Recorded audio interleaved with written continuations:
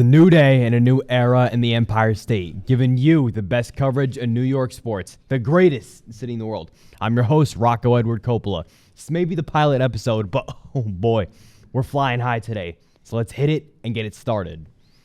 I could trip a referee, tell by my attitude that I most definitely from.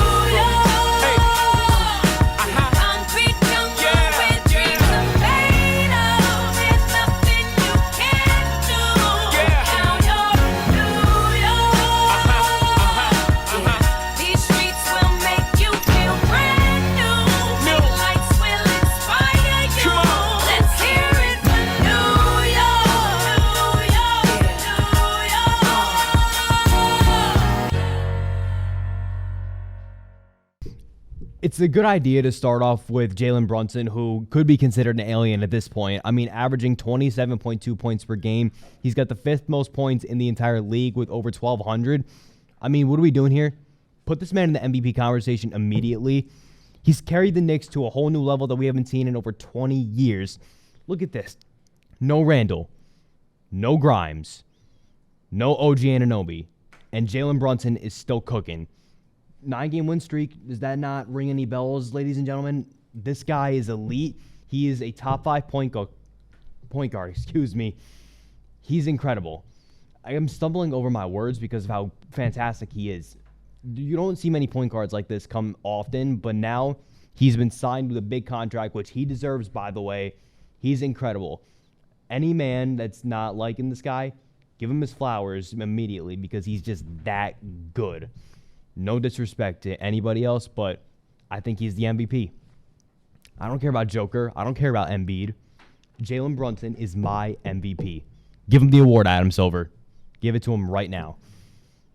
There's not many leaks going on within the Knicks front office because they're stable. You know what is leaking? The New York Jets. Do I even need to say anything else? I will for the sake of this. The Athletic reports that there's some friction going on in the front office between the Jets and the players. According to Diana Rossini, it's not good. And I say to Diana Rossini, who are you? You're not in the organization. There's a reason why somebody who, Rex Hogan, assistant general manager, lost his job. Probably the snitch. You're not in the organization. Zach Rosenblatt, you're not in the organization anymore. You don't know what's going on. Apparently, Robert Saleh is getting criticized for taking away staff members' phones, or threatening to, at that matter.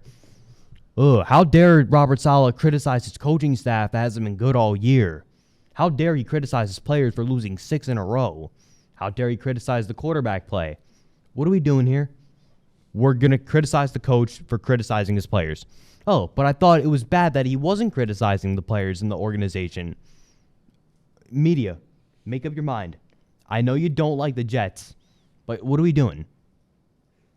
It's enough. The Jets are out. The offseason doesn't start for another few weeks. Let it go. Enjoy the Super Bowl. There's no reason to touch on them anymore. Not much losing going to be going on for that team next year, but I could tell you who has been losing: the New York Rangers. 4-8 in their last 12 games. This team was looked at as the Stanley Cup favorite? I don't think so. No. The Rangers are not winning the Stanley Cup this year, ladies and gentlemen, and I'll tell you why. No consistency. The consistency is gone. You don't have consistency in the NHL, you don't win. They've been scoring a lot of goals, but they're not winning with them. Whenever they do score a lot of goals, they tend to win. Whenever they lose, it's because they score nothing or 1-2. That doesn't win you the Stanley Cup. Everybody on that team got to play better. I mean, come on. Chris Kreider, the man in charge, leading the pack as always. With the goal scoring, he's incredible. But the coaching needs to be better. No discipline on that team whatsoever. And now they're starting to lose out all these games. The Bruins are looking at them like, hey, this could be our championship this year, guys. No. You want to bring home a championship to New York, you stay consistent and you win on the ice. I don't care how many battles or fights you get in, you do it. There's a battle going on within the New York Giants front office, though, between the running back Saquon Barkley and general manager Joe Shane. Now, Saquon Barkley, hey, you're a generational running back talent. I get that. But you got to take what you're given, man. You don't want to stay with the Giants, that's fine. But a team that does have interest in you, the Chargers, go back with Jim Harbaugh. I think that could benefit you. A trade ideally would look like Austin Eckler, maybe a third or a second. Saquon, and maybe a fourth. Because Austin Eckler was not very good this year, and it's shown because the fantasy leagues, all the owners complaining about how Barkley not been doing good, Eckler not been doing good. Well, Barkley, he didn't have a good offensive line. And I think with Austin Eckler, there's a reason why he was bad. He's just getting up there in age. It happens to every running back. It doesn't matter who you are. You could be Saquon Barkley. You could be Christian McCaffrey. You could be Breece Hall. It happens to every running back. Saquon's got to take his money, no matter where he gets it, and go. Okay, Saquon? Take your money. Go where you want. The Giants can draft your replacement easily. It's that simple. Spring training is right around the corner for the Yankees and the Mets, hoping for more fortunate seasons. That's right, ladies and gentlemen. Both teams were hoping for a World Series win last year. Neither one of them made the playoffs. The Mets seem to do this every year because it's the Mets we're talking about. The Yankees hitting Juan Soto in free agency, it's pretty good. Now Aaron Judge getting some help out there. He could stay healthy. This team's a contender. I think everybody knows that. My goodness. Aaron Boone, I don't like him. He's a really bad coach. No discipline whatsoever over the team, whether it's in the bullpen or out on the field. Coaching, it matters. Otherwise, the Yankees would have won 3 rings by now in the Aaron Judge era. And they haven't even gotten to the big game. It's that... Why does Aaron Boone still have a job? Why? You can't win. You've shown you can't win. You're incompetent and you're a child. Get out immediately. You're never going to win. It's that simple. I'd love to be wrong, but it's not happening. I don't see it. The Mets looking a little bit better. I think Pete Alonso can definitely lead the charge, hitting more home runs like he usually does, because Pete Alonso's amazing. Everybody knows that. And Pete Alonso trying to be the new face of the Mets for years to come, which he has been already, but he's very good.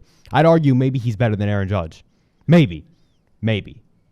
No guarantees yet. So as we wrap up here on my last topic, I will give you guys a special Super Bowl 58 prediction. I'm going to go with the 49ers to win 31-26. I think Brock Purdy's going to get it done. The Niners defense is incredible. Offense, incredible. Deebo Samuel, get him the ball. McCaffrey, do your thing. But the Niner defense, gotta just don't do what you did against Detroit. Don't do what you did against Green Bay, because that's how you're going to lose. You're going to give the Swifties what they want. They want Mahomes to win the ring again, and then we won't have to stop hearing about it for the next, 8 months. Yeah, that's really exciting, guys. Really, really good job. I'm going to go with the Niners to win. My MVP, is Brock Purdy. I'm going to go 3 touchdowns, 1 pick. I think he's ready. Mr. Irrelevant is Mr. Champion after this Sunday. On that note, though, that's going to do it for this opening episode. I want to thank you for watching and tune in next time. NFL offseason will be here, and the NBA trade deadline will have passed by then. Lots of exciting things coming your way. Check out other shows, too, while you're at it. Johnny Grant doing his thing on the Johnny Grant Show. Rico and Hook is still going strong. And top of the line. I mean, it's in the name. We'll talk soon. It's championship season in the Mecca.